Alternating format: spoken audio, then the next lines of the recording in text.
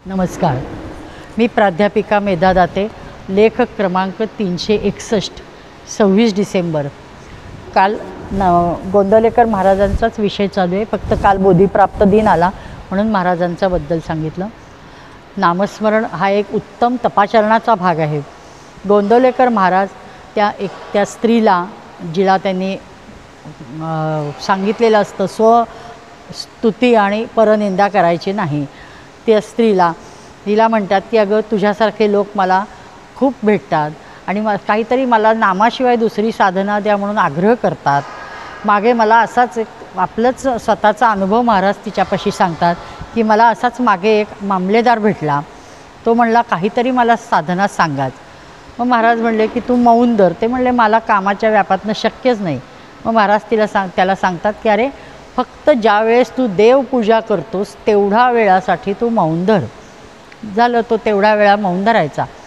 आणि एकदा नेमकं पूजेच्याच वेळी 2 शिपाई एक चोराला पकडून घेऊन येतात। इकडे त्याला काय करू विचारतात।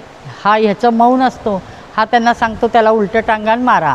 त्यांना काही कळत नाही, शिपायांना त्यांचा बोध होत नाही हातवाऱ्याचा। मग त्यावेळेस तो शिपायांना काही कळेना हे बघून शेवटी तो पूजेतला बाळकृष्ण घेतो, तो आपल्या जाणव्याला बांधतो आणि पळीला चोप देतो, पळीने नाहक त्या कृष्णाला चोप देतो।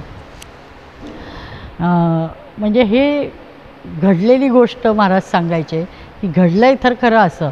म्हणजे ह्याच्यातला विनोद जरी बाजूला केला तरी मौन आणि नाम हे तुला मी मौनात राहा आणि नाम घे सांगितलं असतं तर तू घरच्यांना त्रास दिला असतास, टाळ्या वाजवल्या असतास, भजन करत बसली असती, तो जोरात खुणा केल्या असत्यास, म्हणजे ते मौनाचा हेतूच साध्य झाला नसता। म्हणून तुला मी दोन्ही साधेल अशा गोष्टी सांगितल्या। आणि महाराज म्हणत मर्जी लागेल तेव्हा देह सोडणारा हा इच्छा मरणी नव्हे, तर आपल्या सर्व इच्छा भगवत इच्छेत विलीन करतो तो इच्छा मरणी। वैश्विक रचनेशी संलग्नता जोडत खूप व्यापक व छान अर्थ त्यांनी सांगितला आहे। महाराजांनी नामाला खूप उजाळा दिला। बेलसरे काकांनी तर महाराजांच्या कार्याला आणि पर्यायाने नामाला उजाळा दिला आणि समाजाच्या ध्यानी मनी ते उतरवले। एकदा प्रवचनात एकाने काकांना चिठ्ठी पाठवली की तुम्ही जग कुठं चाललं आहे 21व्या शतकात आणि तुम्ही काय हे सांगताय नाम घ्या नाम घ्या। त्यांनी दुसऱ्या दिवशी समाधानकारक उत्तरं दिली। पण आज खरोखर यावर शास्त्र प्रमाण संशोधन झालेले आहे। रोज नाम घेण्याने 500च्या वर प्रयोग करून त्याचे रिपोर्ट्स फाईल केले गेलेले आहेत। त्यात जगभरातल्या 8 नामांकित विद्यापीठ युनिव्हर्सिट्या सामील आहेत। सायकोन्यूरो सॉफ्टवेअर डेव्हलप करून रोज नाम घेतल्याने शरीरात कसे हार्मोन्स रिलीज होतात याचे खूप प्रयोग केले गेले। वेगवेगळ्या विद्यापीठांचे सुंदर व अजब रिपोर्ट्स आले आहेत।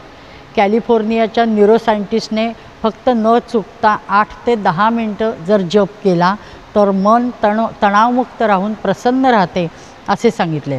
कारण ॲड्रेनालाईन आणि कोर्टिसोल नावाच्या ज्या तणावाच्या संप्रेरक उत्सर्जन करणाऱ्या पेशी असतात किंवा द्रव असतो तो त्याच्यातून रोखला जातो असा हा त्यांचा अनुभव आहे। असा सुखदायक प्रभाव मंत्रजपानंतर 48 तास टिकतो असं त्यांनी सांगितलं।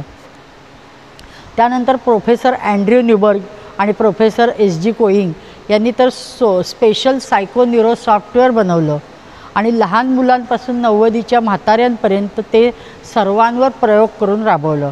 त्यासाठी त्यांनी सांगितलं की रोज 15 मिनटं शांत बसून जप करायचा। त्यासाठी त्यांनी जवळजवळ 40 दिवसांचा कालावधी निवडला होता आणि वेगवेगळ्या वयाच्या 800 लोकांवर हे प्रयोग केले। त्याप्रमाणे नामानुसार म्हणजे त्यानुसार जपाने स्मरणशक्ती वाढते, इच्छाशक्ती, आत्मविश्वास वाढतो। नित्य नामस्मरणाने म्हणजे आपल्याला प्रचंड रोगप्रतिकारक शक्ती वाढते। म्हणजे लहान मुलांची स्मरणशक्ती वाढल्याचं दिसून आलं आणि ग्रहणशक्ती पण वाढल्याचं कळलं, निदर्शनास आलं। तरुण मुलांची कार्यक्षमता वाढते, वृद्धांची रोगप्रतिकारक शक्ती वाढते, ते सतेज होत आहेत। जोडीला सकारात्मकता सगळ्यांचीच वाढते। नामाचे असे अनेक फायदे आहेत। सगळे हे गुगलवर न्यूरो टेस्ट एक्सपेरिमेंट म्हणून पाहायला मिळतं।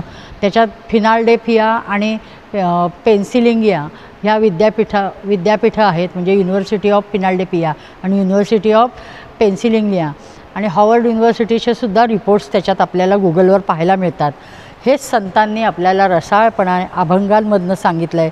अनंत पापराशी जातील लयासी क्षणमात्रे, म्हणून आपण त्याच्यावर विश्वास ठेवायचा. तुकाराम महाराज तर सांगतात, आकडा सांगतात, 4 कोटी 1 लक्षाचा शेवट भावपाशक कर्मे तुटतील. म्हणजे आपले सर्व कर्मांचा नाश होतो. हे वेगळ्या पद्धतीने संतांनी आपल्याला सांगितलं आहे. सर्व दृष्टीने फायद्याचे नाम फक्त संतांवर विश्वास ठेवून 10-20 मिनटं रोज घ्यायला सुरुवात करायला काहीच हरकत नाही. त्यातल्या त्यात ते जर यज्ञीय वातावरणात घेतले तर ते विशेष फलदायी होते. आणि ह्यापासून अद्याप अजपाजप अवस्थांपर्यंत हे शास्त्रज्ञ पोचले नाही आहेत.